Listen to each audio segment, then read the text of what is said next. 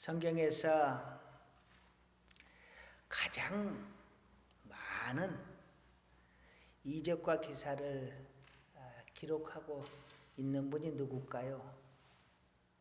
누군 것 같아요? 정학철 집사님, 누굴까요?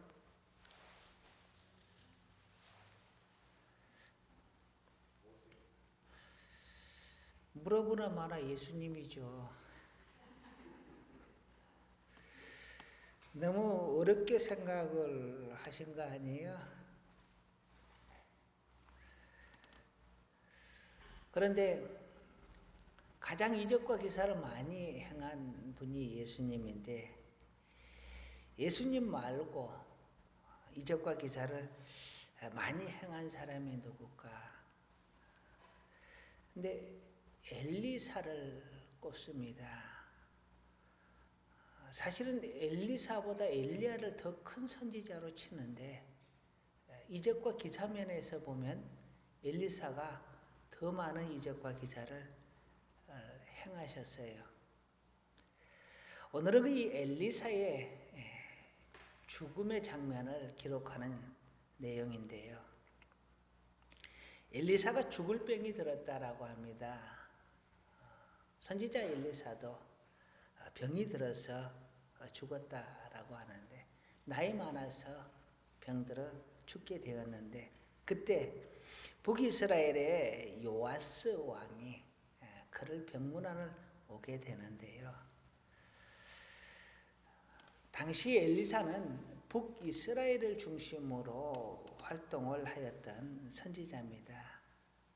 그리고 요아스와도 또 많은 교류가 있었던 선지자였고요. 엘리사의 임종을 앞두고 요아스가 병문안을 왔는데, 그가 눈물을 흘리며 진심으로 마음 아파합니다.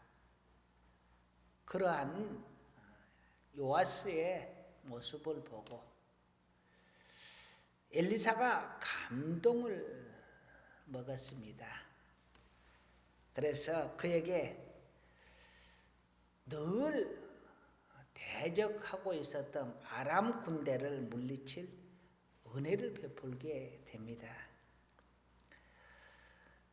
북이스라엘에 있어서 아람 군대는 정말 고치거립니다. 끝이만 하면 쳐들어와서 괴롭히니까요.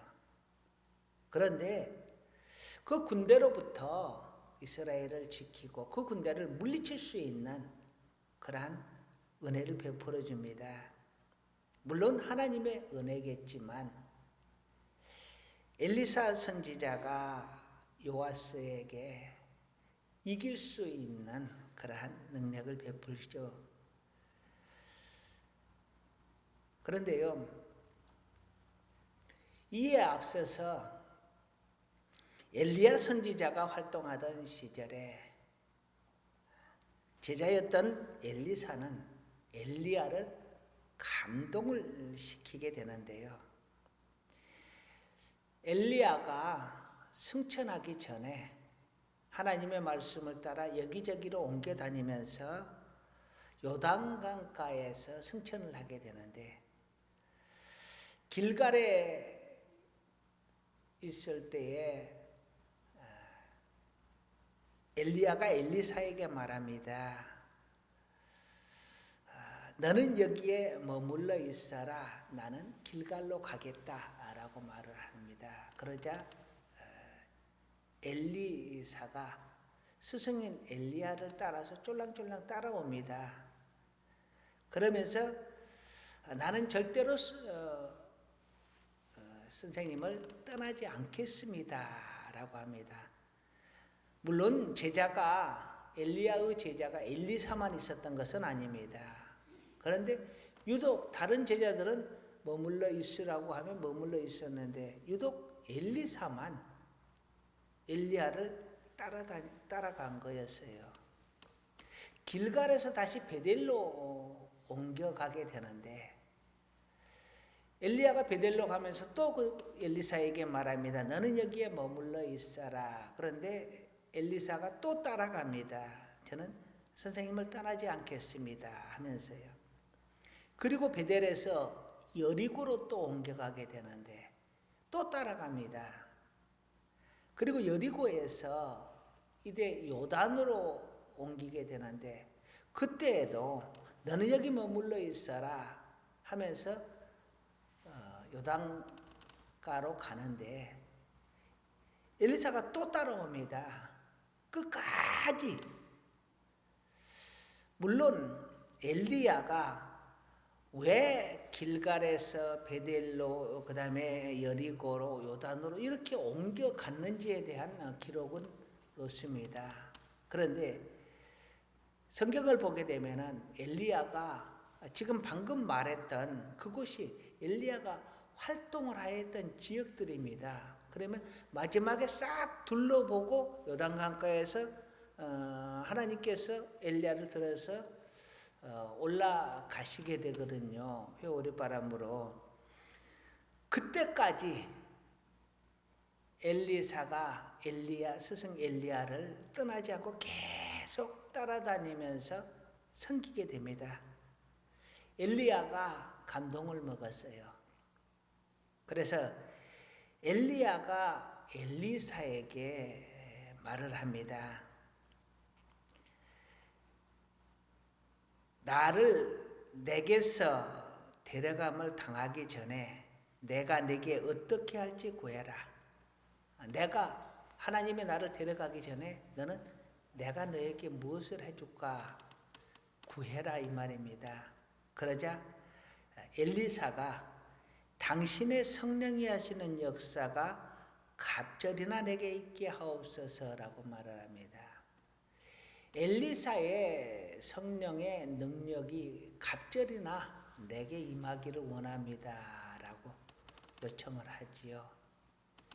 엘리야가 말합니다. 능력을 내가 주는 것은 아니지만 내가 들려 올라가게 되면 하나님께서 내게 능력 주시기를 원하노라. 내 말대로 되기를 원한다라고 말을 합니다. 그 말씀대로 엘리야가 하나님의 부름을 받아서 승천한 후에 엘리사는 갑절의 능력을 받아 정말 많은 능력들을 행하였던 것을 볼 수가 있습니다. 엘리사가 이만큼 하나님의 능력을 받고 하나님의 사역을 할 수 있었던 것은 스승인 엘리야를 감동시키고 그를 따랐기 때문에 가능했던 것입니다. 오늘 본문에서 요아스 왕이 엘리사에게 감동을 줌으로 인해서 요아스 왕이 아람 군대를 물리칠 수 있는 은혜를 그에게 주었던 것입니다. 오늘 본문을 통해서 한번 성령님께서 우리에게 가르치시고 감동 주시는 내용을 더욱 깊이 생각해 보려고 합니다. 첫째는 요아스 왕의 병문 안으로 엘리야가 감동되었고 엘리사가 감동이 되었고 엘리사가 그에 따라서 요아스에게 아람 군대를 물리칠 수 있는 은혜를 베풀었다라는 것입니다. 14절을 한번 보겠습니다. 엘리사가 죽을 병이 들매 이스라엘의 왕 요아스가 그에게로 내려와 자기의 얼굴에 눈물을 흘리며 이르되 내 아버지여 내 아버지여 이스라엘의 병거와 마병이여. 아멘. 눈물을 흘리며 내 아버지여 내 아버지여. 한 나라의 왕이 선지자에게 내 아버지라는 단어를 사용을 하고 눈물을 흘리며 안타까워합니다. 그러면서 이스라엘의 병거와 마병이여라고 합니다. 모든 이스라엘의 병거와 마병, 이스라엘의 군대보다 엘리사를 더 높게 칭하는 것입니다. 진심으로 하나님의 사람인 것을 인정하였고 그의 사역이 하나님으로부터 비롯되었음을 인정하였고 그의 능력을 인정하는 내용입니다. 그러자 15절에서 19절에 엘리사가 아람과의 전쟁에서 승리하도록 은혜를 베풀어 줍니다. 그래서 아람 쪽을 향하여 화살을 쏘아라 라고 하고 그 다음에 화살을 잡고 두드려라 라고 하는데 요아스가 3번을 두드리고 그치게 됩니다. 그러자 하나님의 사람 즉 엘리사가 화를 냅니다. 내가 더 많이 쳤어야 되는데 5번, 5번이나 6번 그보다 더 많은 숫자를 쳤으면 더 좋았겠지요. 그랬으면 아람 군대가 도저히 너를 넘보지 못하게 아예 그냥 그들을 전멸시킬 수 있을 정도로 그렇게 이기게 했을 텐데 내가 3번만 쳤으므로 3번만 이기게 될 것이다 라고 말을 합니다. 요아스 왕은 병문안 한번 잘해서 하나님의 사람 엘리사를 감동시킴으로 인해서 전쟁에서 3번이나 그것도 그렇게 이스라엘을 괴롭혔던 아람 군대와의 전쟁에서 3번이나 승리하는 은혜를 얻게 됩니다. 하나님은 말씀합니다. 나를 가까이 하는 자를 나도 가까이 하겠다. 그리고 복의 제1원칙을 성경은 하나님의 말씀을 준행하는 것이라고 말을 합니다. 하나님의 말씀을 준행하고 하나님을 감동시키고 하나님의 마음을 얻으면 하나님께서 그와 가까이 하시고 그에게 복을 주신다라는 것입니다. 엘리사가 얼마나 능력이 있고 은혜가 있는 분이었던지 그가 죽은 후에 그의 뼈에 죽은 사람이 닿자 그 죽은 사람이 살아났다라고 오늘 20절과 21절에서 말을 합니다. 죽어서도 그 능력이 나타났다라는 것입니다. 참 놀라운 일이지요. 엘리야를 정말 하나님의 사람으로 인정하고 섬겼던 사르밧 과부는 기름과 가루가 마르지 않는 은혜를 입었고 그의 아들이 죽었을 때 살아나는 은혜를 잊게 됩니다. 엘리사를 섬기며 지극히도 열심히 따랐던 많은 사람들이 있었을 것입니다. 엘리야를 그렇게 많은 사람이 따랐지만 그 중에서도 특별히 엘리사를 하나님께서 기록을 하게 하시고 그가 엘리야를 섬김으로 인해서 엘리사가 얼마나 많은 은혜와 능력을 받았는지를 성경이 기록을 하고 있습니다. 하나님의 사람을 감동시키는 것은 곧 하나님을 감동시키는 것으로 인정을 한 듯합니다. 그래서 하나님께서 엘리사에게 큰 은혜를 더하였고 사르밧 과부에게 큰 은혜를 더하였고 모든 믿음의 사람들에게 하나님께서 큰 은혜를 더하시는 것은 곧 그 모든 행위들이 하나님을 감동시키는 행위였기에 하나님께서 보응해 주시는 것 아니었을까 하는 생각을 해봅니다. 두 번째로는 요아스 왕은 내 아버지여 내 아버지여 이스라엘의 병거와 마병이여 라고 말을 합니다. 엘리사 한 사람이 이스라엘의 모든 군대 병거와 마병보다 낫다라고 말씀을 하고 있습니다. 엘리사는 아람 왕 베나닷이 침공을 했을 때 엘리야 한 사람의 기도로 이스라엘 군대가 전혀 움직이지 않았음에도 불구하고 전쟁을 승리케 한 사람입니다.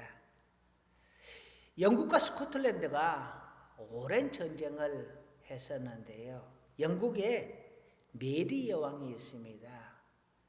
그는 얼마나 많은 사람을 죽였던지 피의 메리라는 별명이 붙어있는 사람입니다. 그렇게 독한 여인, 독한 여왕이었는데 그도 두려워하는 사람이 있었습니다. 누구냐 하면 스코틀랜드의 목사 존 낙스였습니다. 메리 여왕은 이렇게 얘기했습니다. 스코틀랜드의 모든 군사보다 존 낙스의 기도가 더 무섭다라고 이야기를 했습니다. 존 낙스 한 사람의 기도가 스코틀랜드 군사보다 더 두렵다라는 이야기입니다. 엘리사 한 사람의 기도가 이스라엘 군대보다 더 큰 능력이었다라고 요아스 왕은 고백하고 있습니다. 아브라함 한 사람으로 인하여서 하나님께서 땅의 모든 족속이 너로 말미암아 복을 받을 것이다 라고 말을 합니다. 아브라함 한 사람으로 말미암아 하나님이 땅의 모든 족속이 복을 받을 것이다. 모든 족속에게 내가 너로 인하여 복을 주겠다라고 말씀하고 있습니다. 하나님께서 다윗에게 영원한 왕권을 약속을 합니다. 다윗의 후손 왕들이 이 골칫덩어리의 왕들이 많이 나왔고 하나님을 멀리하는 왕들, 우상을 섬기는 그러한 왕들이 많이 나왔습니다. 그들의 죄의 행위들을 보면 하나님께서 그들을 쳐서 멸망시키고 새로운 왕을 들어 세웠을 것입니다. 충분히 그럴 만큼 그들은 타락했고 하나님께 미움받을 짓을 많이 했거든요. 그럼에도 불구하고 하나님께서 그들을 채찍질은 하는데 그 왕조를 멸망시키지는 않습니다. 왜냐하면 다윗 한 사람에게 하나님께서 은혜를 약속한 것이 있거든요. 다윗에게 내 후손에게 왕위가 계속 이어지겠다. 왕권이 계속될 것을, 영원한 왕권을 약속하셨거든요.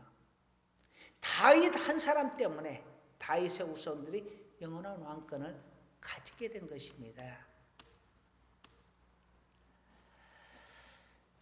우리는 하나님의 사람들입니다. 기도하는 사람들입니다.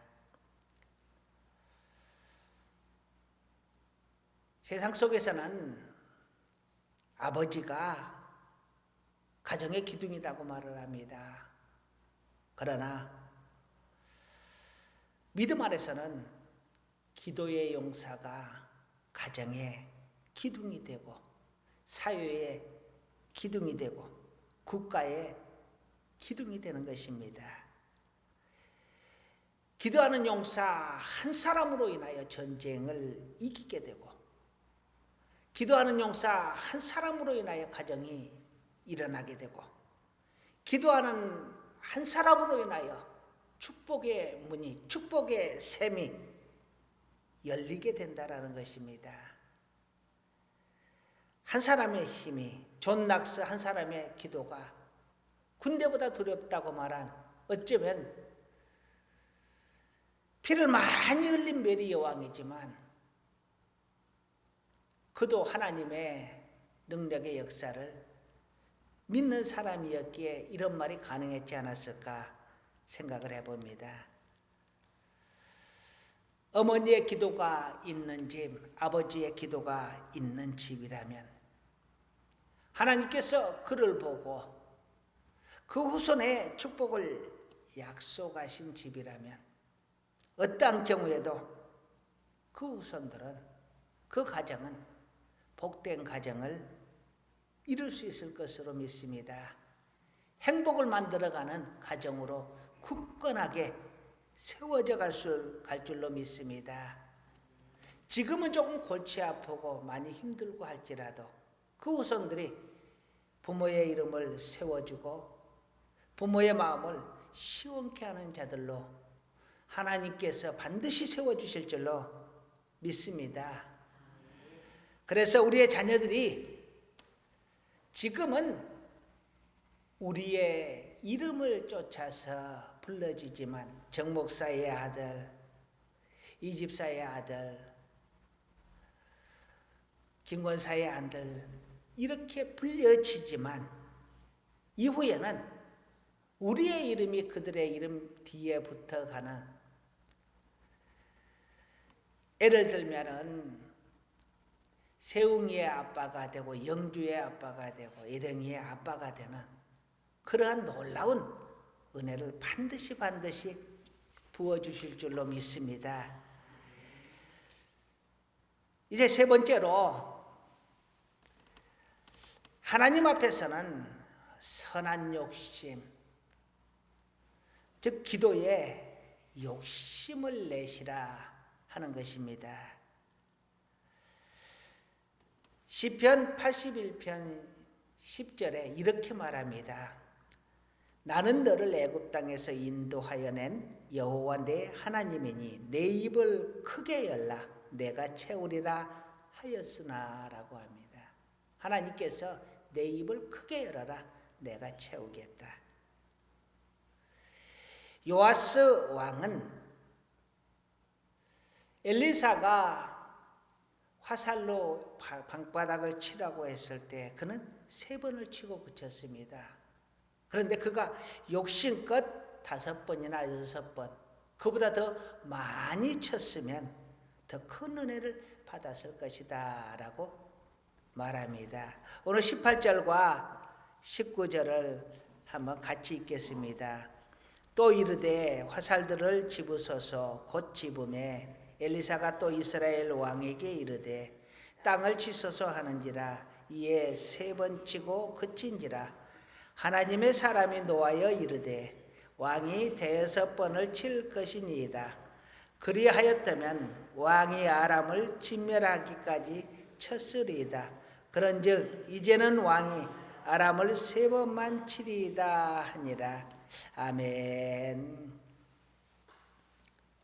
이왕 하나님에게 기도한다면, 예를 들어 자녀를 위하여 기도한다 그러면 시험 합격하게 해주세요, 공부 잘하게 해주세요, 그런 작은 기도 말고 세상을 움직이는 사람이 되게 해달라고 기도하고, 이 아이로 인하여 한 나라가 움직여지고 이 나라로 인하여 세계가 움직여지는 그런 사람이 되게 해달라고 좀 기도해보면 어쩔까요? 하나님이 분명히 들으시고 응답해 주시겠다 약속하셨으니까, 입을 넓게 열라고 약속해 주셨으니까 째째하게 말고 좀 더 크게,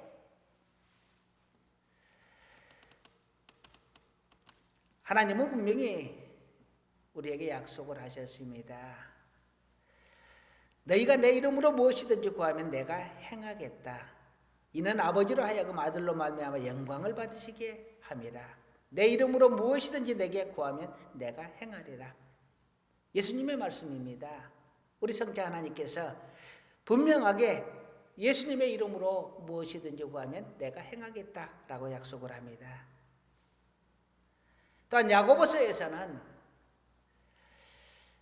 오직 믿음으로 구하고 조금도 의심하지 말라. 의심하는 자는 마치 바람에 밀려 요동하는 바다 물결 같으니.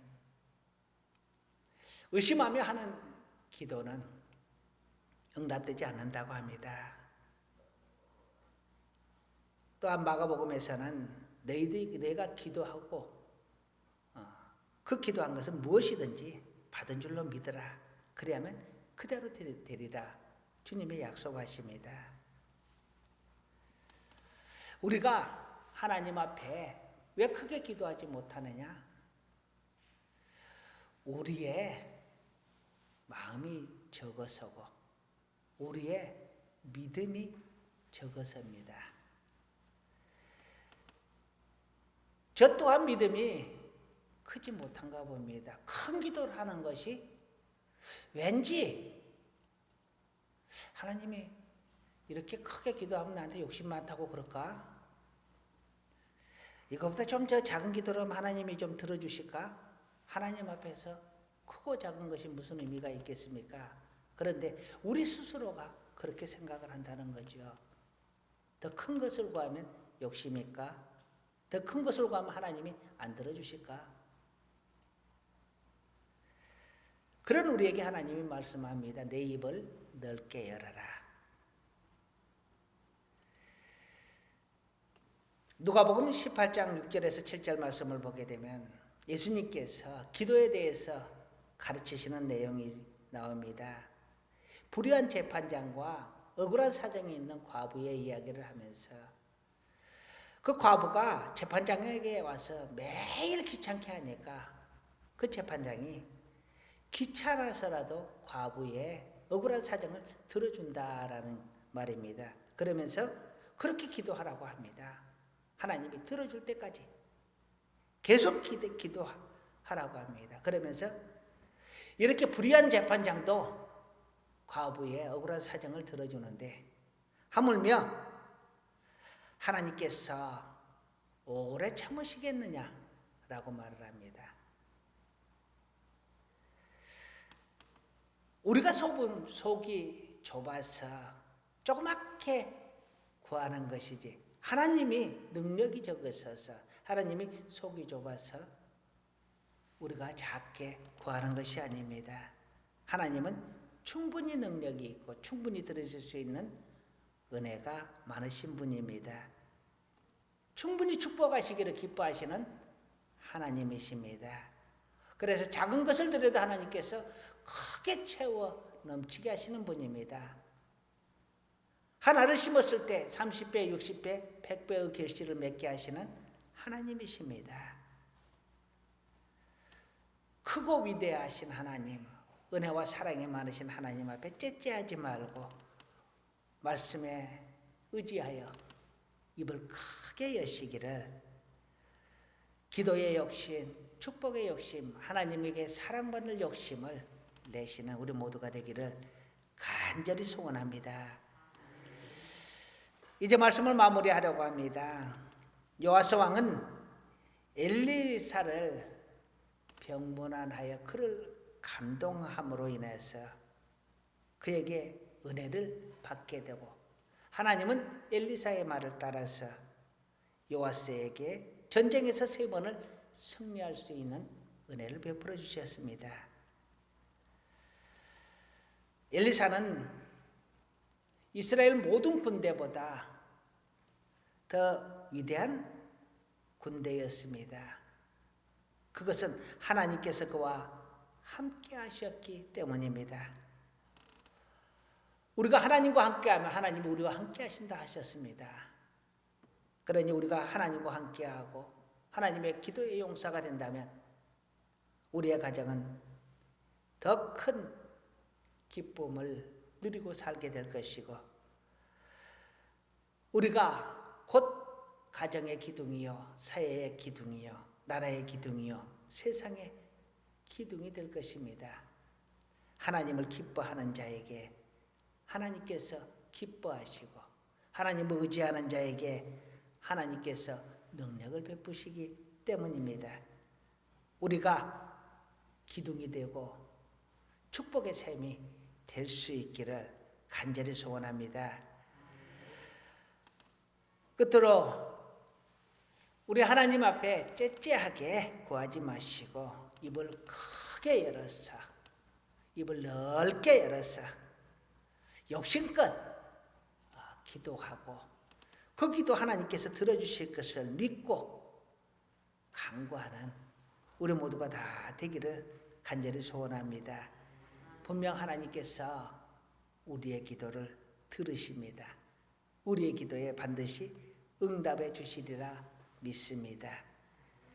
우리가 믿지 못하여서 구하지 않는 것이고 구하지 아니하여서 받지 못하는 것입니다. 믿음으로 구하고 받을 것을 믿고 구한다면 우리 하나님께서 더욱 기뻐하시고 큰 은혜를 내려주실 줄로 믿습니다. 언제나 우리 하나님과 동행하고 우리 하나님 의지하며 우리 하나님께 더 많은 영광 드리기를 기뻐하는 우리가 다 될 수 있기를 간절히 축원합니다. 기도하시겠습니다.